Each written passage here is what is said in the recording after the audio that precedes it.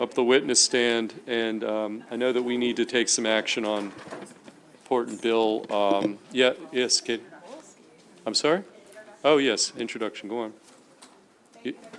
Chair, Lily and Jesse, who are my constituents and also my interns, are visiting again. Great way to spend Friday as spring break. Thank you for being here. Okay, with that said, Dave, why don't you tell us why you're here and explain why you're here? I am here, my name is Dave Smolsky, and I'm staff to the Finance Committee. EEE is second on a piece of legislation that has to do with a great restructuring of collective bargaining laws in the state of Maryland. What's the bill number? The bill number is Senate, there's two bills. There's Senate Bill 367 and House Bill 984.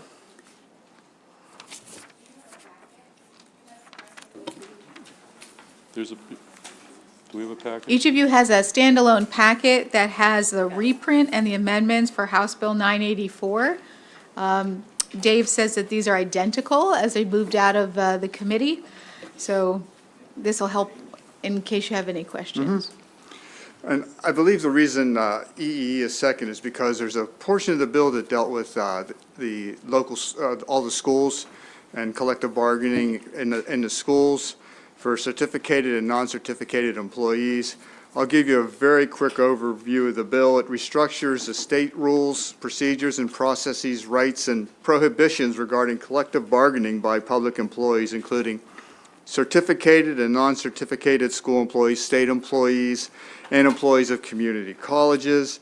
The bill consolidates different collective bargaining laws into one law, including provisions regarding employee access, unfair labor practices, management and employee rights, prohibited employer and employee actions, designation of bargaining units, elections, and certification of exclusive representatives. It also consolidates three boards into one.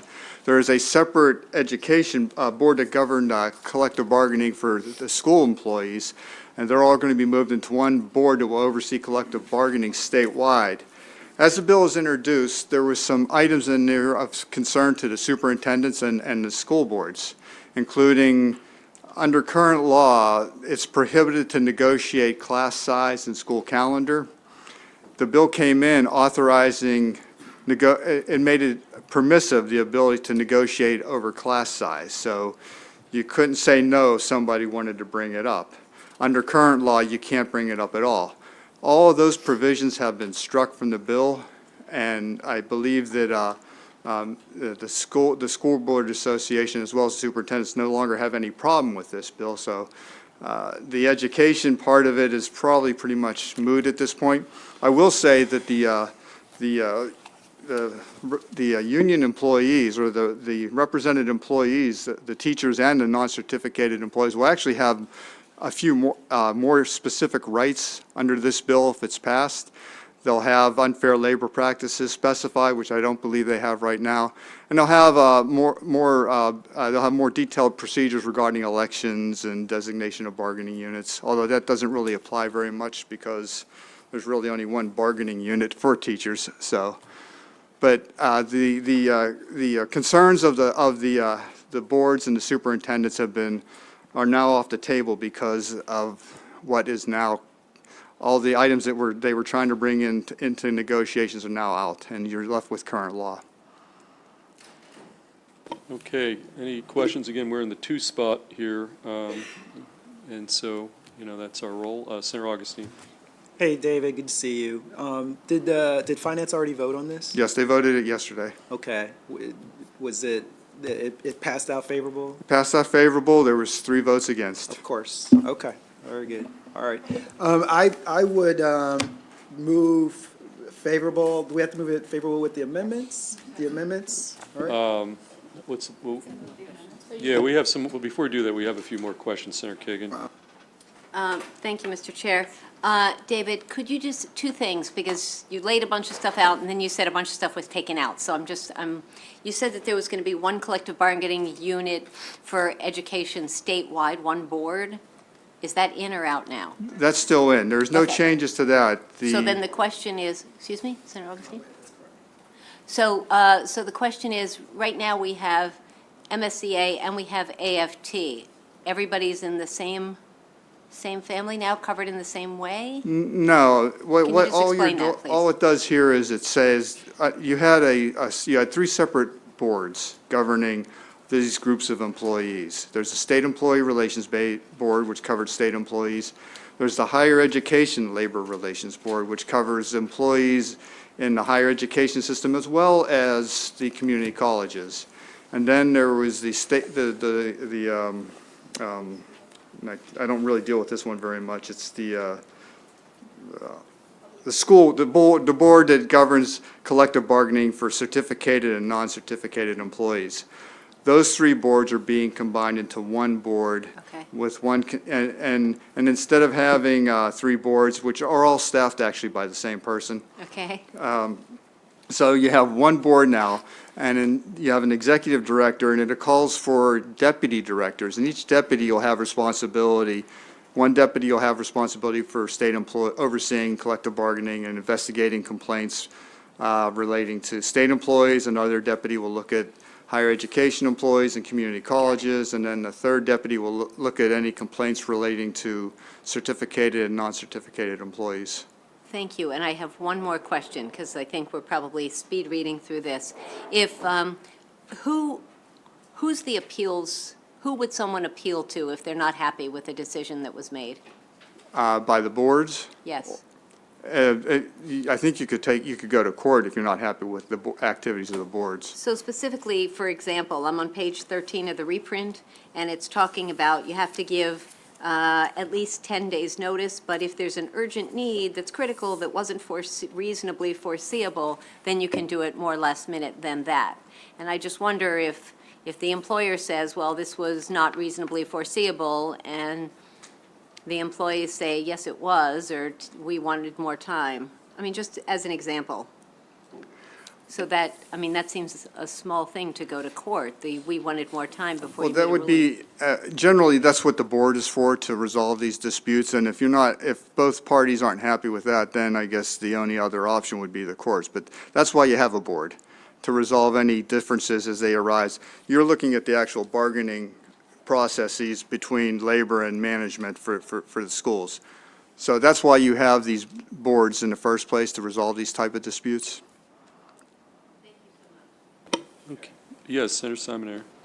And I haven't read through the 54 pages yet.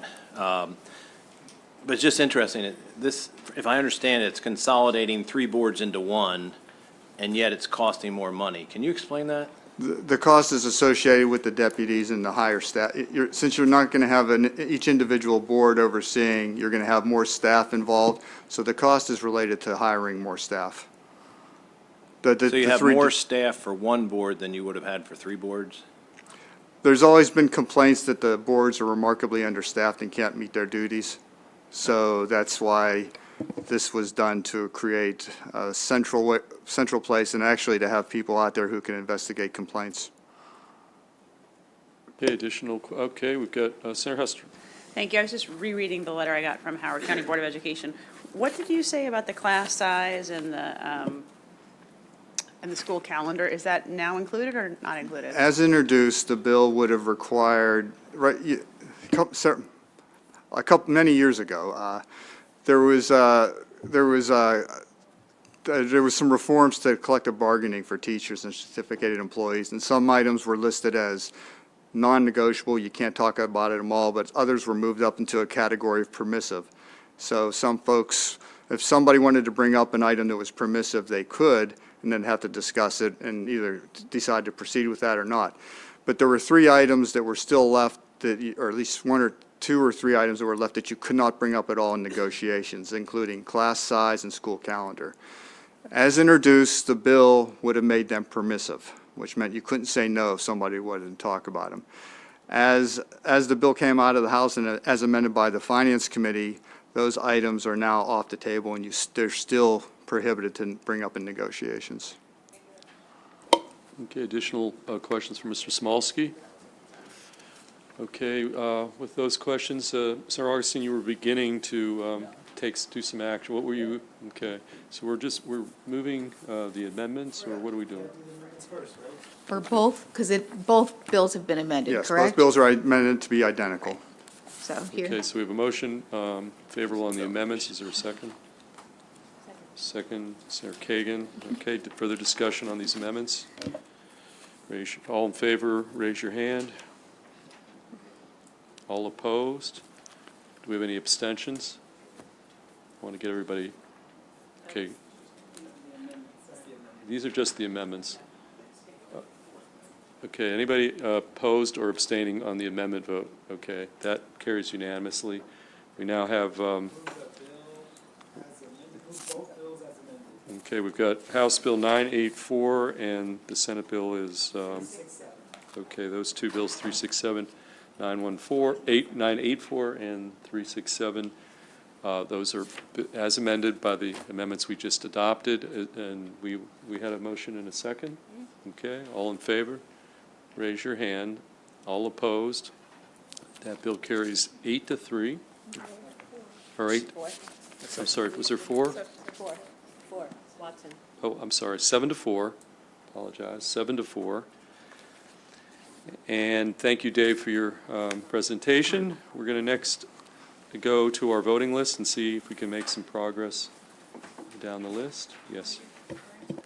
Yeah, okay, yeah.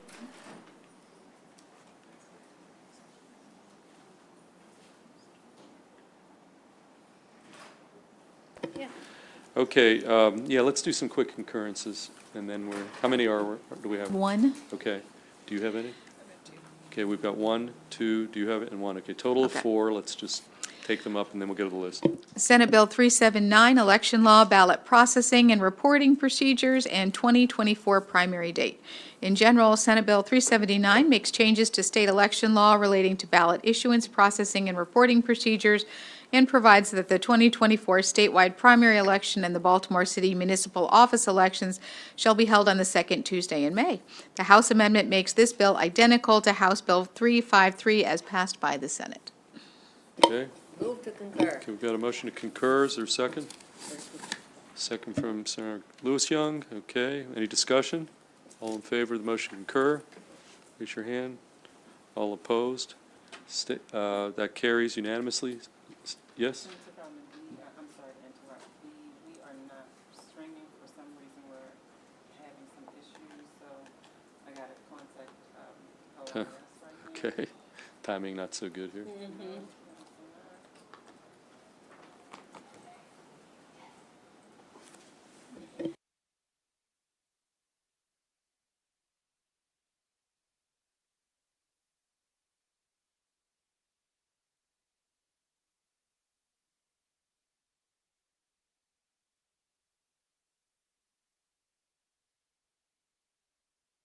Meantime, I see Delegate Valderrama. We're having technical problems, so we have a dead zone, so we're going to welcome you.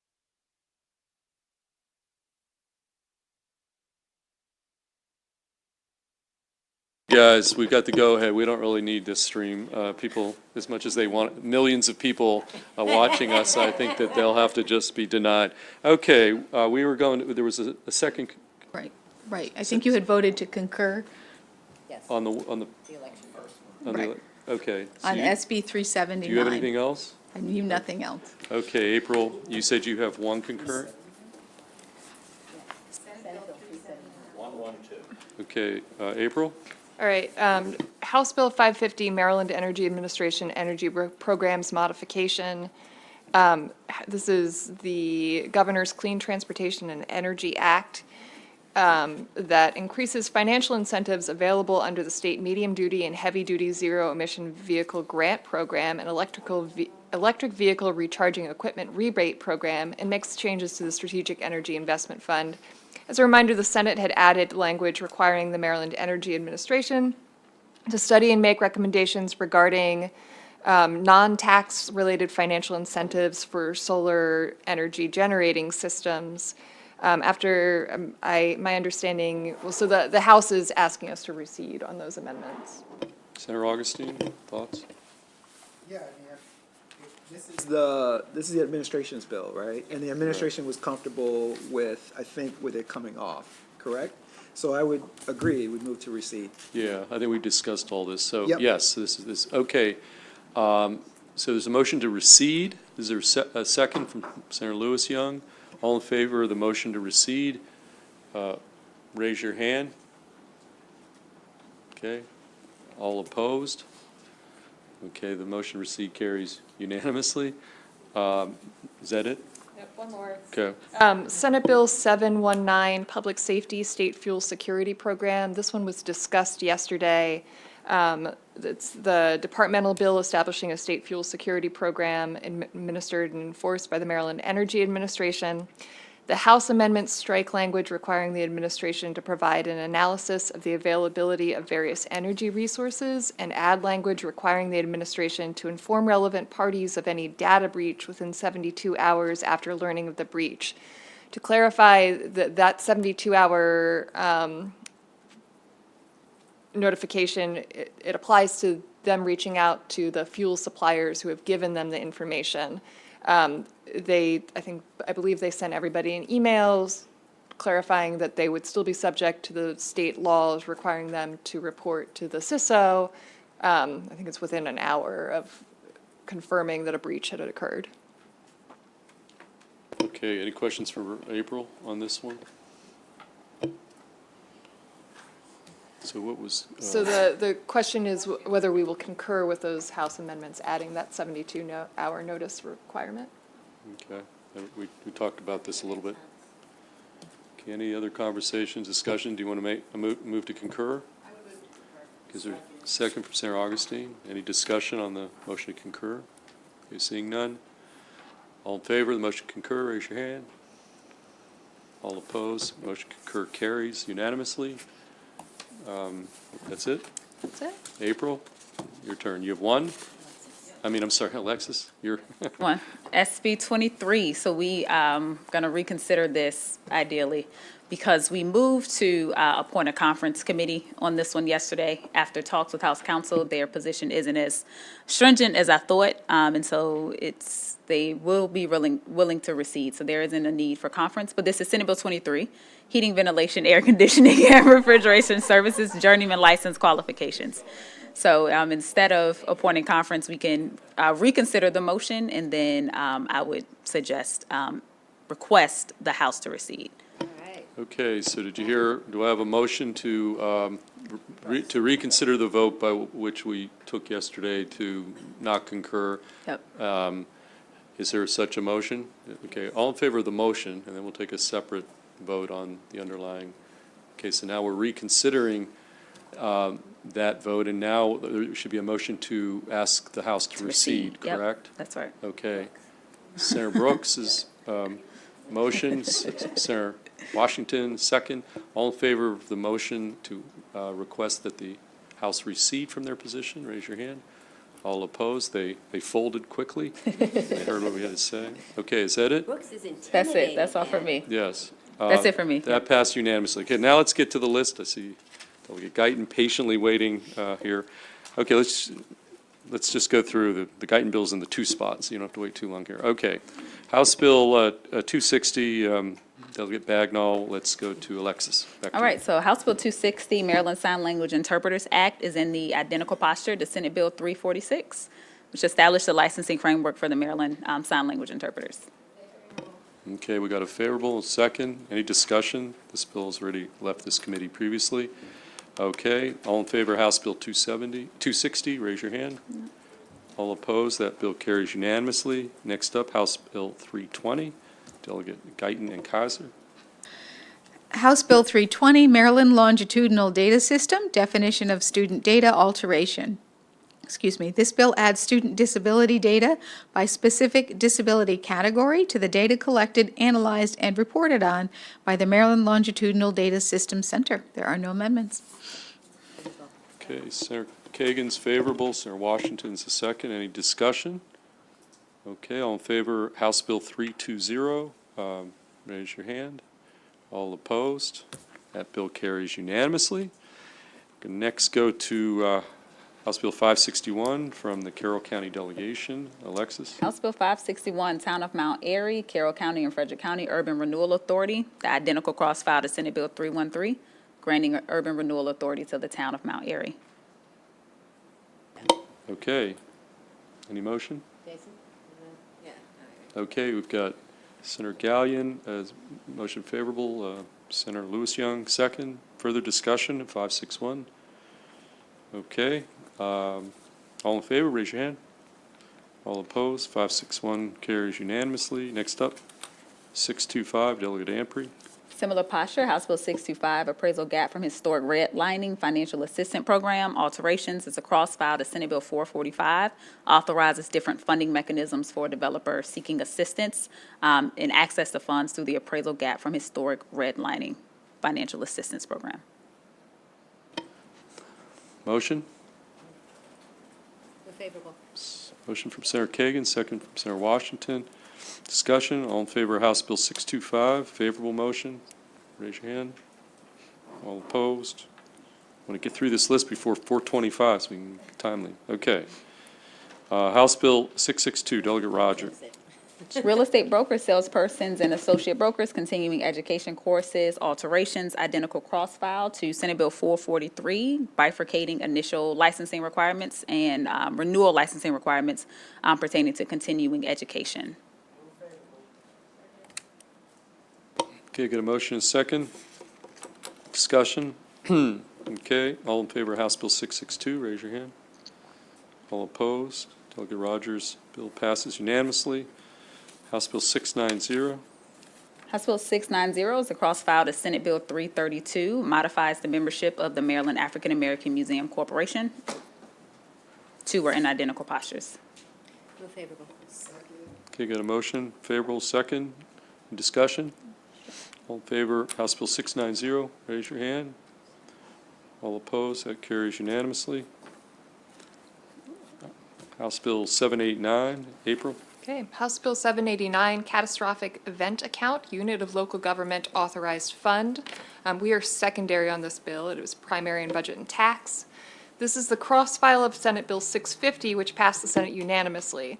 As it passed the Senate, the bill established the State Disaster Recovery Fund administered by the Maryland Department of Emergency Management. The bill also repealed the Catastrophic Event Account administered by the Department of Budget and Management and transferred the account balance to the State Disaster Recovery Fund. The House passed it in a pretty different form, which simply expanded the use of the existing Catastrophic Event Account to allow it to be transferred to local governments. It did not include the establishment of a state disaster recovery fund. There's been some negotiations between the primary committees on this, which is budget and tax and appropriation. So they've reached an agreement, which is in your bill packet. Budget attack and the budget and tax amendments, and these are, the reprint starts on page 2 of the bill packet, or of the voting packet. So these represent a compromise between the House and Senate positions. The amendments keep the expansion of the existing catastrophic event account, allowing it to be used for local governments. But they also create the new State Disaster Recovery Fund, but they don't provide a specific source of funding for it. So again, the Senate had original Senate version had sort of closed out that catastrophic event account, transferred it into the fund. This just sets up the fund without a funding source. I talked with the sponsor. Senator Elfrith was the sponsor of the Senate bill. Her office's position is that this is a good first step because it will allow the Department of Emergency Management to get the structure in place to get money out quickly in the event that the fund receives funding in the future from a budget transfer or from an appropriation. Okay, so we've got, yes, Senator Hester. We're talking about the budget and tax amendments. Right, okay. Just a quick question. I mean, it was my understanding that the fund that this was, the money where we were going to transfer from that fund to this fund wasn't being used. So was there any kind of rationale given in the House for why they made the swap? I don't know. It's, I mean, I'll defer to the sponsor. I really like this bill. yeah, the sponsor's version of it was that the Appropriations Committee was being very headstrong about this, but didn't give me a clear reason why. Okay. Okay, any motion on the B and T amendments? Senator Washington, Senator Hester, second. Any discussion? All in favor of the budget and tax amendments, raise your hand. All opposed, the amendments carry unanimously. We've got House Bill 789 with those amendments before us. Is there a motion? Favorable, Senator Hester, second, Senator Washington. Discussion? Okay, all in favor of House Bill 789 as amended, raise your hand. All opposed, that bill carries. Opposed? I'm sorry. Oh, late to the punch, okay. You threw me off there. Okay, that bill carries unanimously. House Bill 914, Delegate Jackson. Well, here, let's go through, this one's going to take a little more time. Let's get through some of the other ones, and then we'll come back to 914. House Bill 967, General provisions, commemorative On days, Dari Day. Dashane Day. This bill requires the governor to annually proclaim October 5th as Dashane Day. yes, Senator Washington. Favorable on it. It's a commemorative day. It's not a day off. We're celebrating a lot of communities this year and Okay, want to do that. So move favorable. is there a second? Senator Watson. Okay, any discussion on House Bill 967? Seeing none, there's no amendments. All in favor of 967, favorable, straight up. Okay, anybody opposed or abstaining? Or we have one abstention. Who else is abstaining? Okay, so we have 10 yea votes, one abstention, and that bill carries. Next up, Delegate Ebersol, House Bill 1047. House Bill 1047, Juvenile Services Education Program Transfer of Locally Employed Educational Professionals.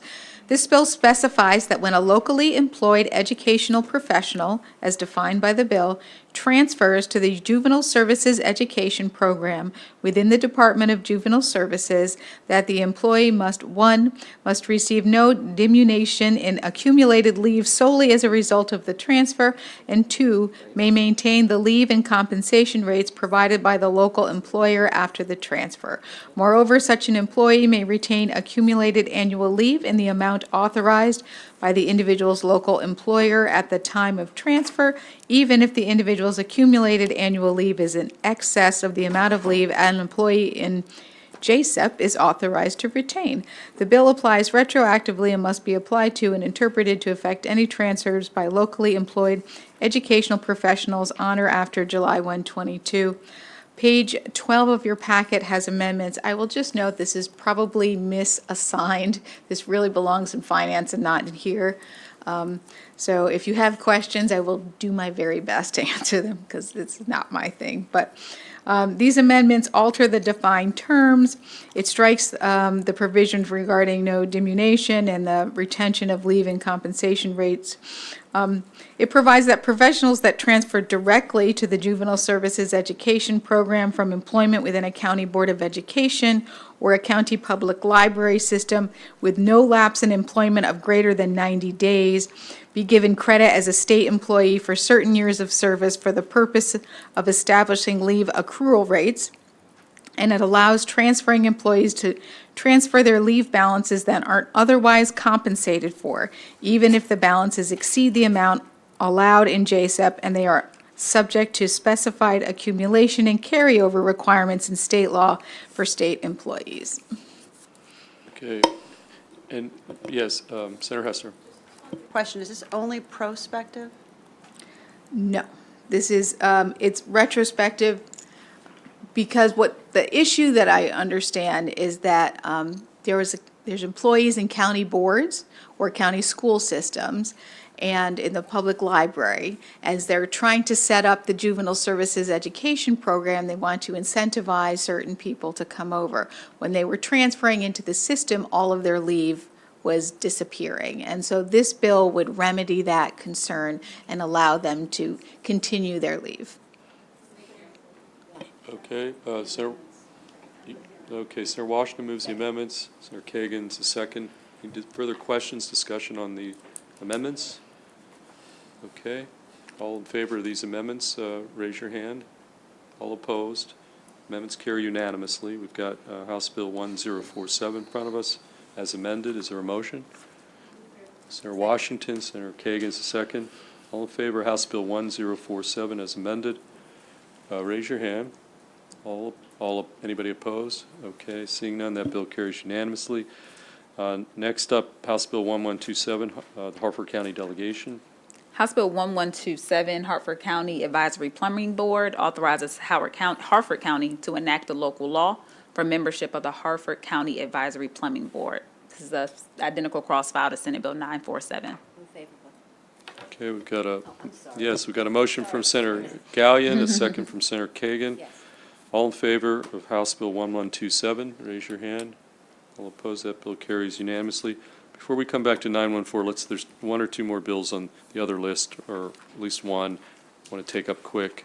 And then Alexis, were you able to get that other bill? If not, I think the list is making its way around. okay, there's one other shortly. list with one other bill. Let's take these next two bills up, and then we'll go finish up with the discussion about 914. Okay, so let's go to April, House Bill 631, which is on voting list number 38, the separate list. Okay. It's one bill on that list. House Bill 631, Natural Resources, Land Conservation, Establishment of Goals and Programs, Maryland the Beautiful Act. House Bill 631 is the cross-file of Senate Bill 470, which unanimously passed the Senate. This is, again, we're secondary on this bill.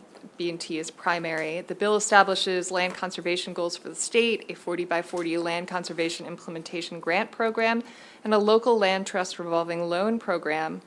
The bill also authorizes specified annual stewardship grants.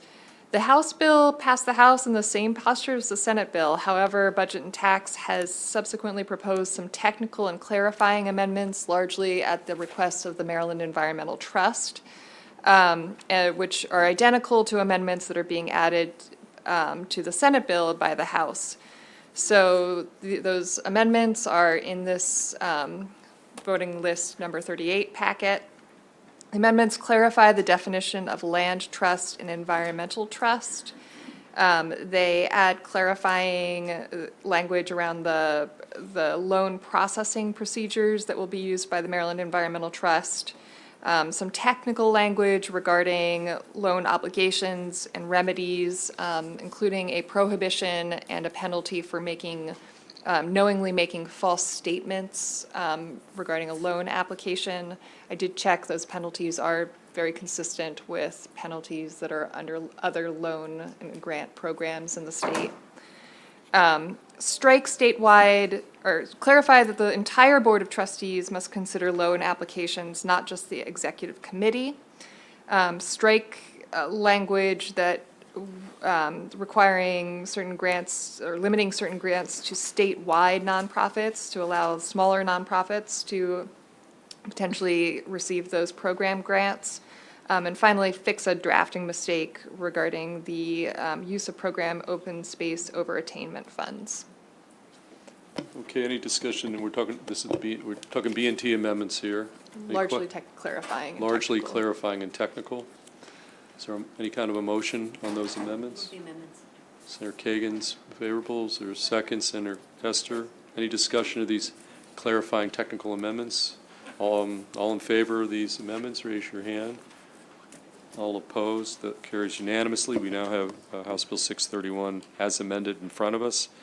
Any discussion? Did I hear a motion? I'm sorry. Favorable motion, second, Senator Augustine. Discussion. Okay, this is one of those, let's do a roll call on this one. Thank you. All right, Senator Kagan? Aye. Senator Kagan, yes. Senator Augustine? Yes. Senator Augustine, yes. Senator Gallion? Yes. Senator Gallion, yes. Senator Watson? Yes. Senator Watson, yes. Senator Lewis Young? Yes. Senator Lewis Young, yes. Senator Brooks? Yes. Senator Brooks, yes. Senator Carozza? Yes. Senator Carozza, yes. Senator Hester? Yes. Senator Hester, yes. Senator Washington? Yes. Senator Washington, yes. Senator Simoneer? Yes. Senator Simoneer, yes. Senator Feldman? Yes, that bill carries unanimously. Does everybody have a, was there a hand? Oh, I'm sorry. This one was emailed out, but I didn't print the House bill. What is that? Okay, before we take up that, is that the other list, Alexis? Is that the list Yep, on that's that? the list, yep. Okay, we've got, is it Senate Bill 3, House Bill. House Bill 323? I don't believe there was any opposition to this bill. Why don't, Alexis, why don't you describe this bill? Thank you. Okay, House Bill 323, Social Services Programs, Eligibility and Enrollment, requires the Office of Home Energy Programs within the Department of Human Services to auto-enroll in fuel and utility assistance programs. Households that have an individual who meets the financial eligibility requirements under SNAP, Temporary Assistance for Needy Families, SSI, or means-tested Veterans Affairs benefits. Additionally, the bill increases the income eligibility level for the Electric Universal Service Program from 175% of federal poverty guidelines to 200% of federal poverty guidelines. Okay, Senator Augustine. Thank you, Chair Feldman. This is an important bill that really just removes barriers to benefits for the most needy of our Maryland families. It accompanies a piece of legislation that I had, was a part of a piece of legislation that I had that was in finance, that combined with reducing those barriers to medical care, to medical insurance, SNAP benefits, and in this, but it was separated because we have the energy portion of it here to allow for this to remove some of those barriers to energy assistance for our Marylanders who are in need. And so I think it's a great bill, and I would move the bill favorable. Okay, Senator Hester. Okay, we have a motion and a second on, again, House Bill 323. Any further discussion? Okay, all in favor of House Bill 323, raise your hand. Anybody opposed? Okay. Okay, here, let's do a quick roll call on this one. Again, House Bill 323 is in front of us, favorable. We'll do a roll call. All right, Senator Kagan? Aye. Senator Kagan, yes. Senator Augustine? Yes. Senator Augustine, yes. Senator Gallion? No. Senator Gallion, no. Senator Watson? Yes. Senator Watson, yes. Senator Lewis Young? Yes. Senator Lewis Young, yes. Senator Brooks? Yes. Senator Brooks, yes. Senator Carozza? To explain my vote, I think a bill like this, I haven't had the opportunity to talk to my own local social service director, and I feel like it's being jammed, so I'm a no. Senator Hester? Yes. Senator Hester, yes. Senator Washington? Yes. Senator Washington, yes. Senator Simoneer? Okay, that's very, Senator so, Simoneer abstains. okay, yes, here, bill carries 8 to 2-1. We did have a bill hearing over, just put that out there, so, in any event, okay, that bill carries 8 to 2-1. Before we try to take up that 914, one other bill, April's going to hand out some clarifying amendments, and then this is a bill, just take it up and vote it. Senator Mounts. It's the House bill, I'm sorry, this is the House cross-filed of the Mounts bill, but.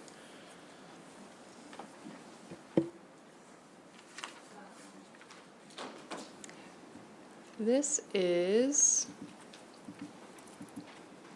House Bill 9. yeah, House Bill 934. House Bill 934, Natural Resources Antlerless Deer Hunting Programs Authorization. So the intent of this bill is to allow, they're called doe hunting challenges, that have been held in recent years to continue. There's been some recent pushback from the Department of Natural Resources indicating that they believe that those challenges, so the way these work, they're held in January, which is a month where typically less hunting happens anyhow.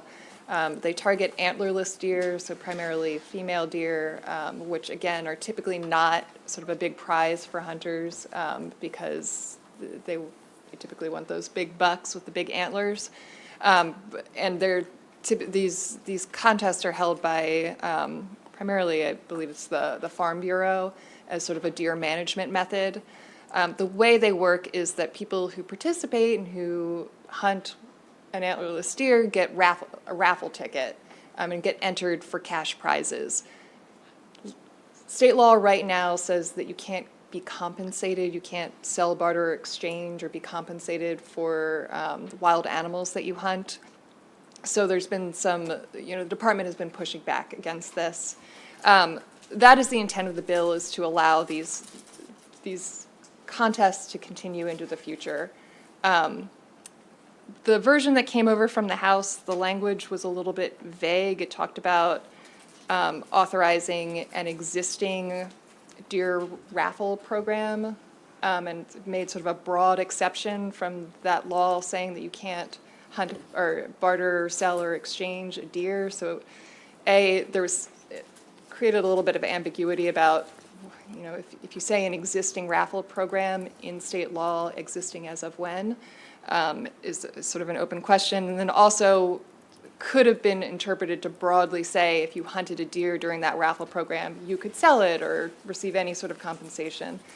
So these amendments just narrow it down very specifically to what the sponsor's intent was, which is to allow these raffle programs that have been held in the past to continue to be held. So what the amendments say is, notwithstanding paragraph 1, which is that general language saying that you can't sell, barter, exchange hunted wild animals, a person may receive a raffle ticket for each antlerless deer hunted by the person during a raffle program that is held during January, has as its objective the hunting of antlerless deer, and was previously held at least once from January 1st, 2019 through January 30th, 2023 inclusive. And I believe that existing raffle program and that limitation was in response to the Humane Society and others who didn't want to see proliferation of these events around the state. Okay, with that said, just, the Humane Society is not opposed to this bill now. As it came over from the House, which, again, this is just to clarify what came over from the House. Right. So I just put that out there.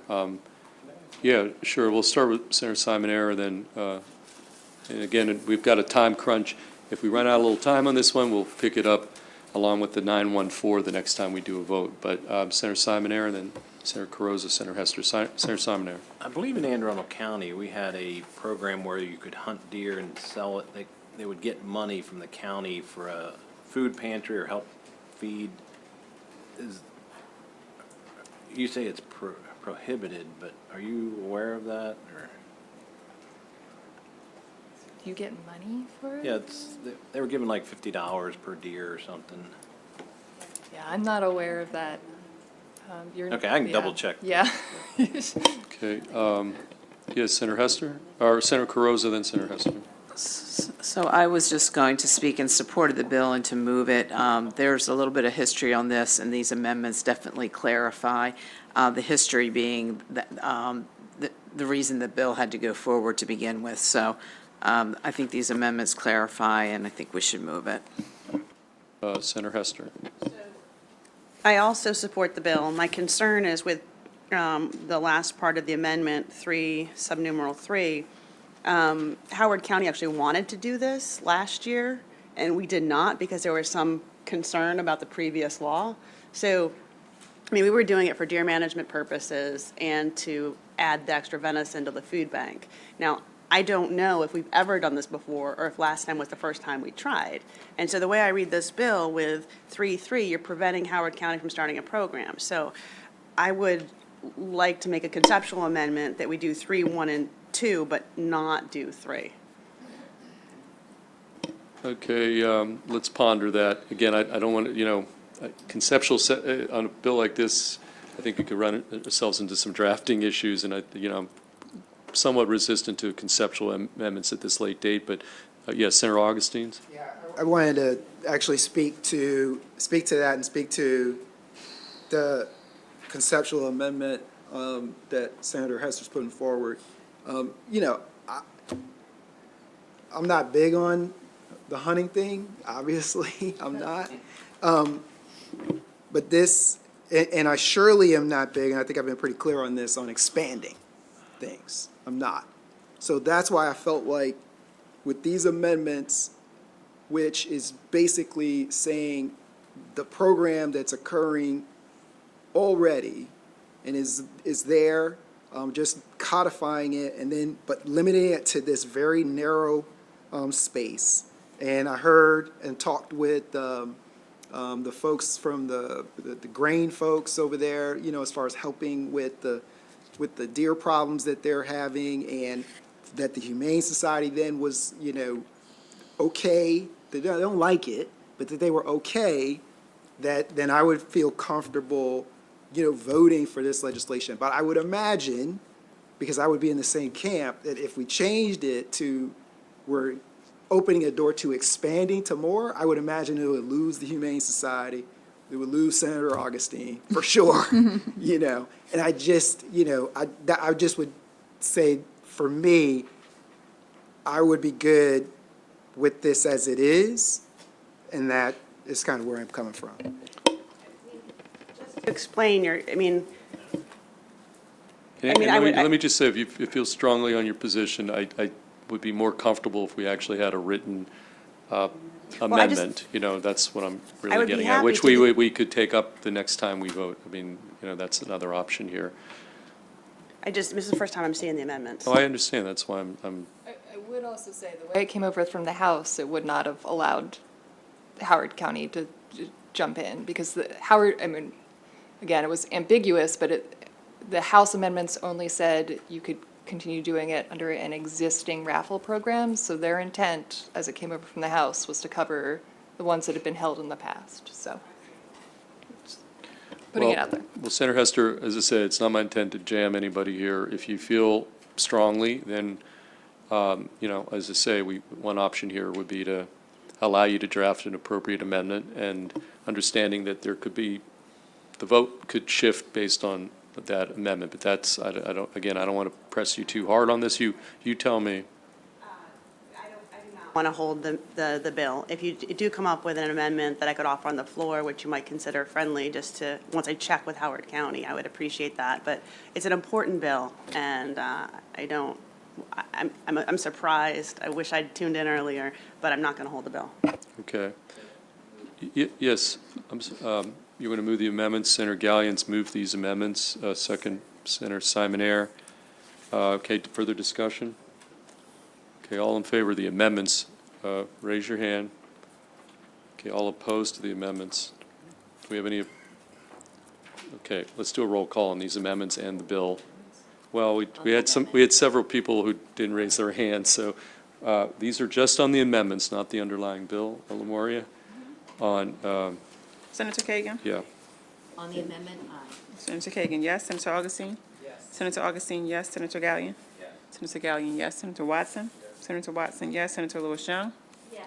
Senator Lewis-Young, yes. Senator Brooks? Yes. Senator Brooks, yes. Senator Carozza? Yes. Senator Carozza, yes. Senator Hester? Senator Hester abstains. Senator Washington? Yes. Senator Washington, yes. Senator Simonaire? Yes. Senator Simonaire, yes. Senator Feldman? Okay, that passes with 10 votes, 1 abstention. The amendments, we now have 634 as amended in front of us. Any discussion? Okay, we've got Senator Gallion with the motion. Is there a second? Senator Carozza, let's do another roll call on this one. Yes? Discussion. Sure, discussion. I'm just going to say one thing. I'm in the bill, the reprint on page 2, and at the bottom, right before the effective date. Sorry, I'm trying to draft an amendment on my other screen. It says, "An antlerless deer acquired by an individual participating in an existing raffle program in the state held during the month of January that has the objective of harvesting an antlerless deer."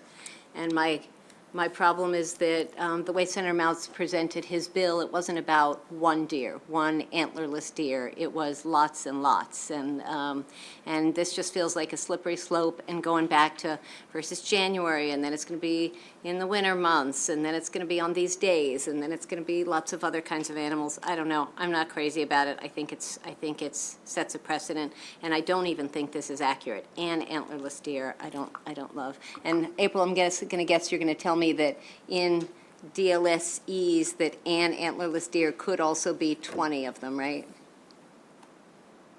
Or no? Again, the House amendments were very vague, which is Yeah, why the Senate amendments clarify what this is intended to do. Yeah, I don't love it. Thank you. We have a motion and a second. Let's do a roll call, and that'll be it. We have to go to the floor after that. So up or down? All right, Senator Nope. Kagan? No. Senator Kagan, no. Senator Augustine? Yes. Senator Augustine, yes. Senator Gallion? Yes. Senator Gallion, yes. Senator Watson? Yes. Senator Watson, yes. Senator Lewis Young? No. Senator Lewis Young, no. Senator Brooks? Yes. Senator Brooks, yes. Senator Carozza? Yes. Senator Carozza, yes. Senator Hester?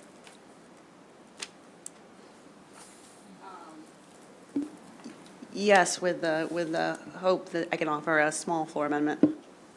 Okay. Senator Hester, yes. Senator Washington? Yes. Senator Washington, yes. Senator Simonaire? Yes. Senator Simonaire and Senator Feldman? Yes, that carries 9-2.